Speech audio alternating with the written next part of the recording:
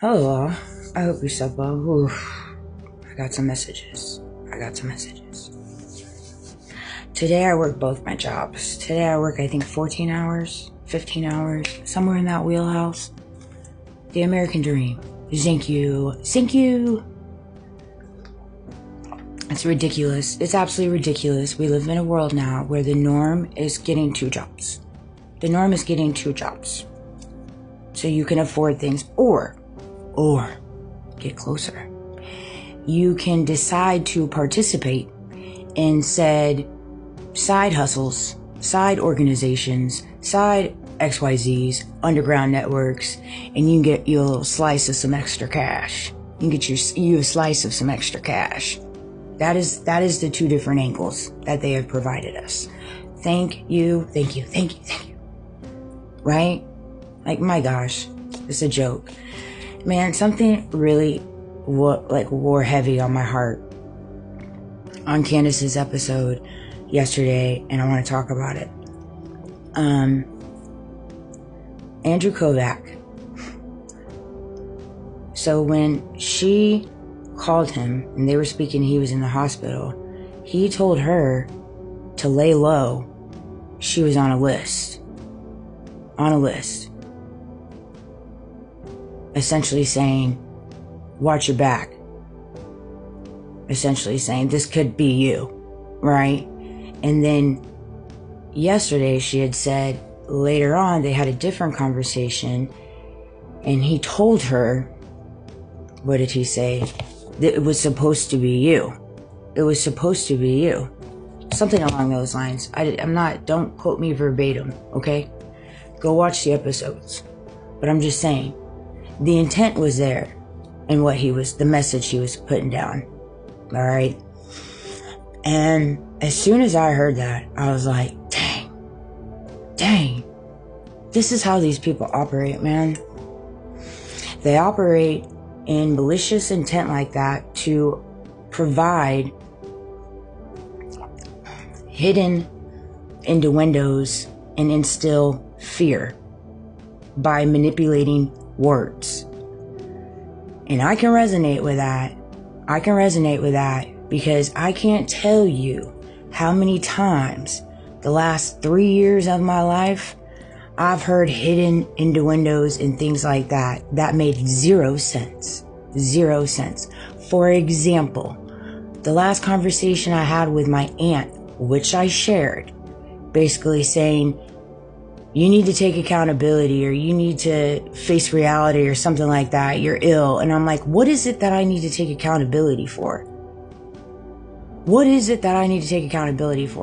Do inform me, because I'm drawing a blank.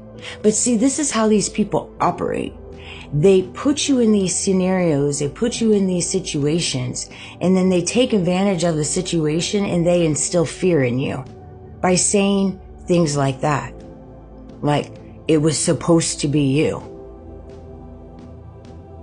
Because they wanted, not only did they want, and again, I'm not accusing Andrew of anything, nothing like that, but I'm just saying in reference to his words, they don't make sense. And there's something that needs to be looked at there.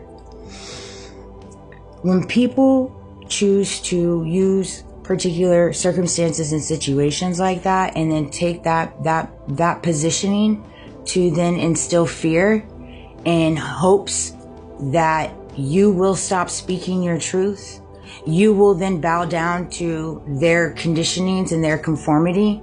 You'll stop pushing the truth narrative, the justice narrative, and let it go under the rug. This is what they do. You know, like, so often enough, even in my day-to-day now, when I'm at my different work and different things like that, like, I just pick up on things now. Whereas before, it would alarm me, because I'm like, what in the world is going on? Why am I stuck in a reality, in a simulation where I have people around me coercing and plotting, planning, and scheming these situations where I act and respond in these certain ways, or I make these mistakes? Well, I'll tell you why. Because this is how they operate. They placate simulations. They put together all these different setups, plots, plans, and schemes, right? And then they put you in a back hole where you have no other way to go other than to respond irrationally, or you move in fear. You move in fear. Those are their hopes. Those are their hopes. But see, here's the thing that they don't take into account. A few things. When you move and operate for God, you don't move in fear. You don't move in fear. When you move and operate for God, you got nothing to prove.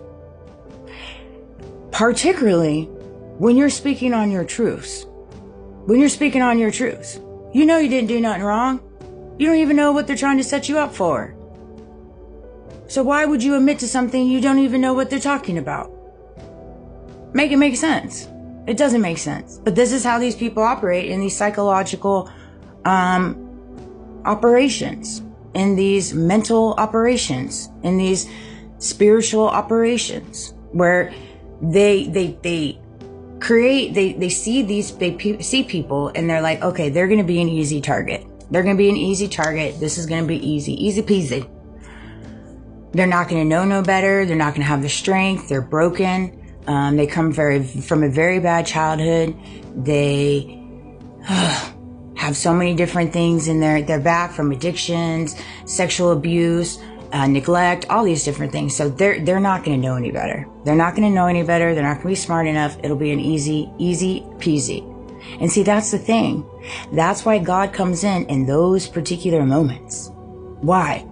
Because God always comes back for the one sheep, the one in the darkness, the one that has a good heart, the one that has a good soul, the one's not out here doing all this crazy crap. That's the one God comes for. That's the one God comes for. And so those are the things that they don't take into account. But you have to understand the world we live in right now. Furthermore, if for somebody to say those two things, okay, it was supposed to be you need to lay low, you're on a list. And I've heard those things. I've heard those things before too. It's like, why wouldn't that person tell the police?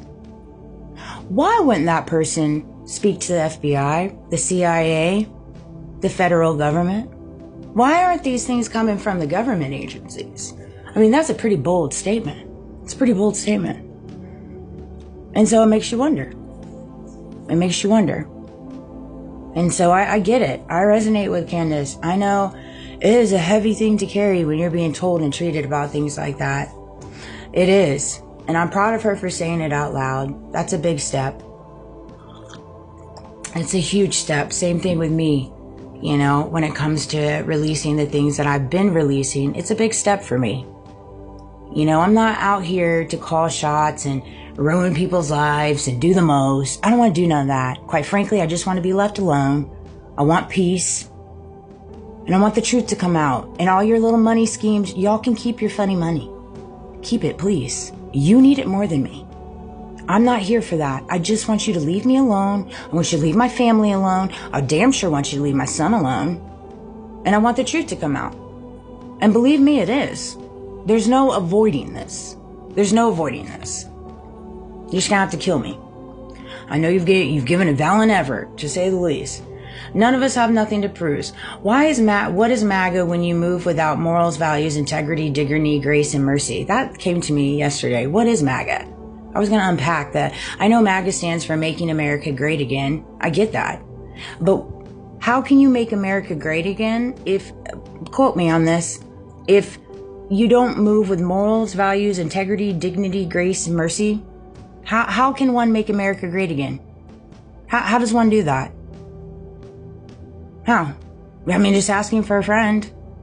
Asking for a friend. If you do not move and operate in these things and you consider yourself MAGA, what exactly are you trying to make? How are you making America great again? You're just pouring negativity, lies, injustice back into the world. I mean, we're literally living in a world where they promote pedophilia. People with a lot of money that do nasty, nasty things get away with it. It's insane. It's insanity. But I work 2 jobs today. I love you guys. I'll make a video